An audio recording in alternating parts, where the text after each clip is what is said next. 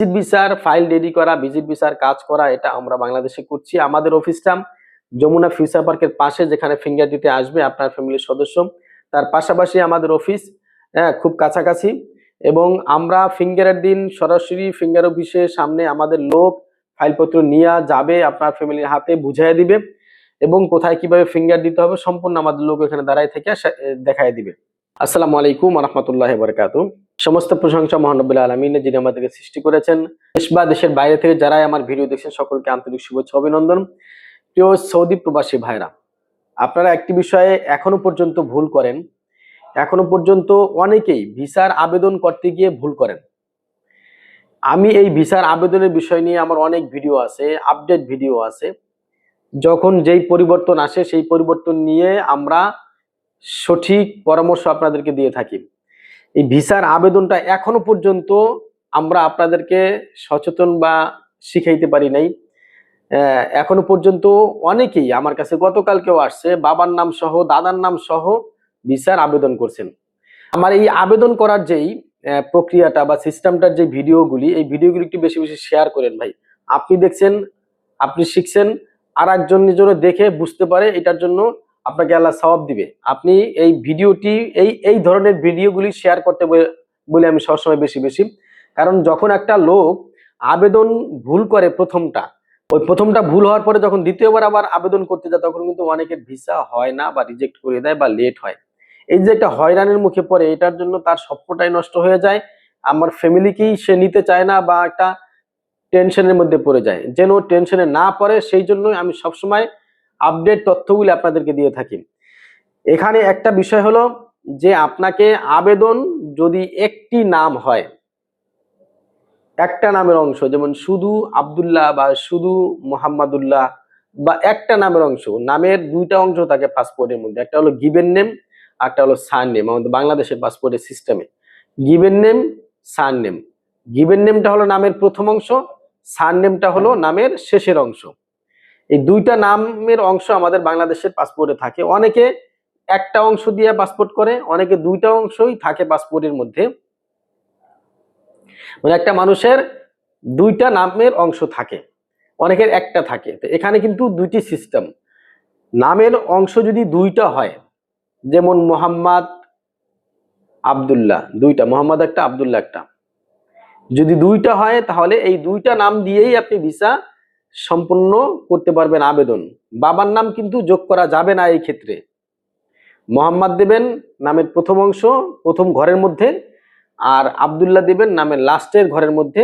মাঝখানে দুইটা ঘর, বাবার নাম এবং দাদার নামের ঘর ফিল আপ করা যাবে না।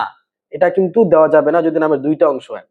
যদি নামের একটি অংশ হয়, এটা নিয়েই আমার মেইন বলার বিষয়।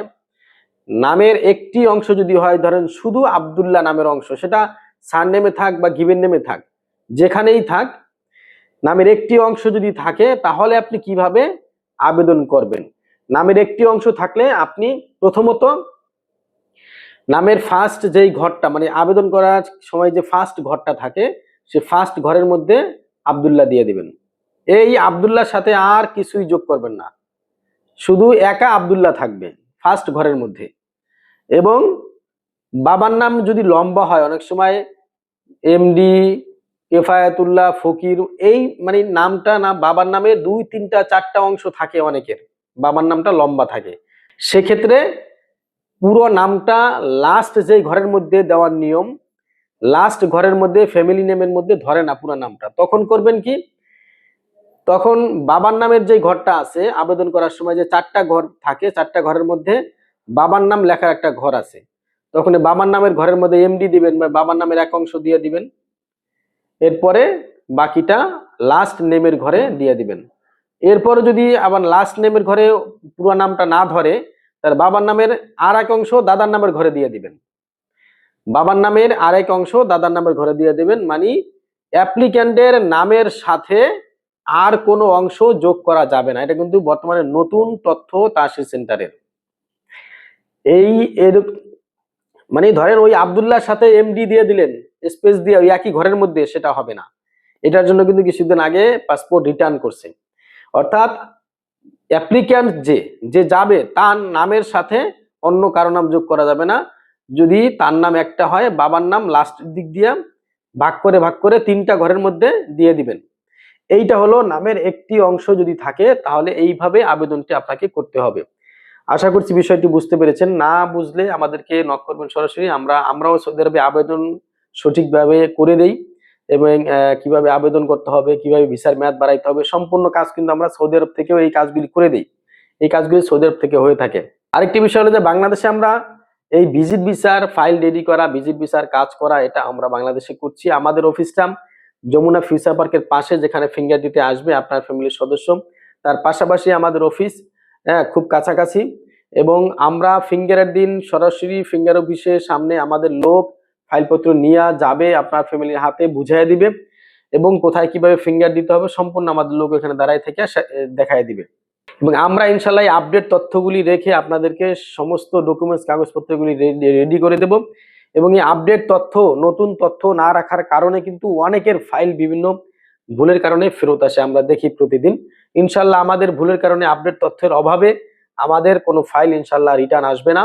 আমরা সরাসরি নিজেরাই কাজ করি, কোনো মাধ্যমে না। এবং আমরা দীর্ঘ 15 বছর যাবত কাজ করি। ইনশাল্লাহ আমরা বাংলাদেশের সবার থেকে ভালো সার্ভিস দেওয়ার চেষ্টা করি সবসময়। দেখা হবে কোনো পরবর্তী ভিডিওতে। সে পর্যন্ত ভালো থাকবেন, সুস্থ থাকবেন। আসসালামু আলাইকুম ওয়া রাহমাতুল্লাহি ওয়া বারাকাতুহু।